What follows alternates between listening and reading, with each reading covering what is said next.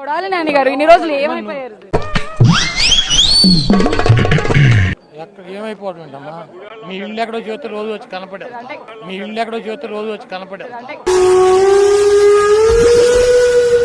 అంటే అంతకుముందు చాలా యాక్టివ్ గా ఉండేవాళ్ళు, బాగా మాట్లాడేవాళ్ళు. గవర్నమెంట్ లో ఉన్న యాక్టివ్ ఇప్పుడేం చేయాలి?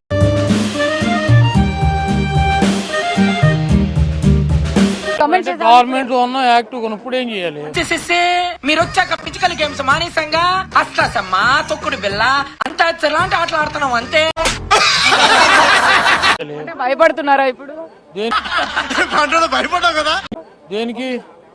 గవర్నమెంట్ లో లేనందుకు మాట్లాడితే ఏమైనా అరెస్ట్ లేకపోతే నన్నో వంశీనో చంద్రం ద్వారం పుండి ఒక నలుగురులో ఐదుగురు ఒకరిని టచ్ చేసి చూడరు నువ్వు మగాడి అయితే. హైదరాబాద్ లో మాజీ ఎమ్మెల్యే వల్లభనేని వంశీ అరెస్ట్ అయ్యారు. ఆయన్ను పోలీసులు విజయవాడకు తరలిస్తున్నారు.